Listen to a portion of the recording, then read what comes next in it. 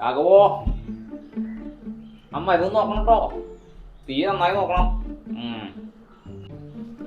ആ ആരത് വരിക? വരിക. അസ്സലാമു അലൈക്കും വാസു. ഞാൻ വന്നു പോയിട്ട് അധികം ആയില്ലല്ലോ. എന്താ അത്ര പെട്ടെന്ന് ഇങ്ങോട്ട് പോരാൻ? എന്തുണ്ടായേ? അന്നെ കാണിച്ചെങ്കിലേക്ക് നേരം കാലൊക്കെ നോക്കണം എന്റെ വാസു വൈദ്യരെ. എത്ര വെച്ചിട്ട് അതിൻ്റെ ഉള്ളിൽ ഇങ്ങനെ ഇരിക്കുക. നമ്മൾ ഈ തിരക്കാരൊക്കെ ഇങ്ങനെ എന്തെങ്കിലുമൊക്കെ മുണ്ടും പറഞ്ഞിരിക്കുമ്പോ മനസ്സിനതൊരു ആശ്വാസ. അത് താൻ പറഞ്ഞു നേരാ. അതിനൊരു സുഖണ്ടേ. ഇപ്പൊ ഞാൻ ഇവിടെ വന്നത് എന്താ വെച്ച് കഴിഞ്ഞാല് ഇതാ ഈ ഞെരിയാണില്ലേ, ഇവിടെ ഭയങ്കര കല്ലുപ്പ. കല്ലുപ്പോ? കാലിലോ? അല്ല കല്ലപ്പേ. നോക്കട്ടെ, ആ കാലിൽ നീട്ടുക. ഇവിടെ വേദന ഉണ്ടോ? ഉണ്ട്. വേദന ഉണ്ടോ? ഉണ്ട്. ഉണ്ടാവും. നീർക്കെട്ടിന്റെ ആണേ. ഇവിടെ ഉണ്ടോ? അവിടെ ഉണ്ട്. അവിടെ ഇല്ല. വഴിയുണ്ട്. മലബന്ധുണ്ടോ? ഹൈ ഹൈ ഹൈ, എന്തുട്ട് ഭർത്താനാണ് വാസു വൈദ്യർ നിങ്ങൾ ഈ പറയണത്? ബന്ധം കൂടാൻ പറ്റിയ സാധനം അതൊക്കെ ഇല്ല, പാടില്ല.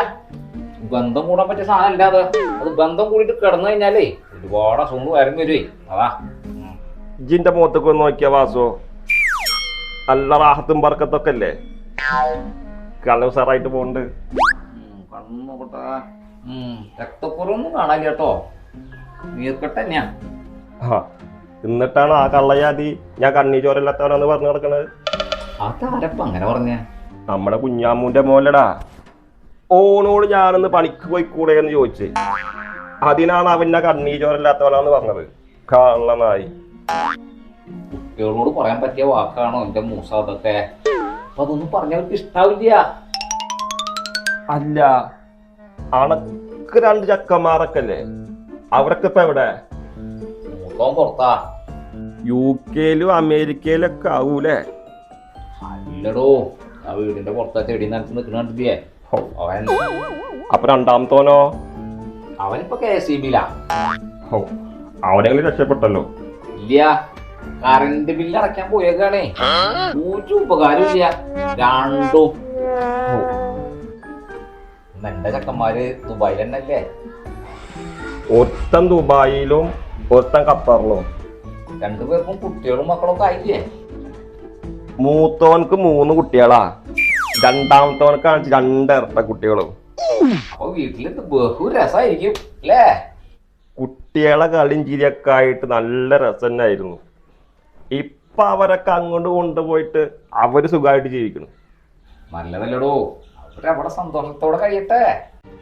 ഇപ്പൊ ഈ വയ്യാത്ത ഞാൻ അവിടെ തന്നെ ഉള്ള വീട്ടില് ഒരു വിഷമുള്ളൂ. വല്ല പാതിരാത്രിക്ക് എങ്ങാനും ഞങ്ങൾക്ക് എന്തെങ്കിലും വന്നു പോയാ ആരറിയാനാ? അവർക്ക് സുഖം എവിടെ വെച്ചെങ്കിൽ അവിടെ പോയിട്ട് ജീവിച്ചോട്ടെ.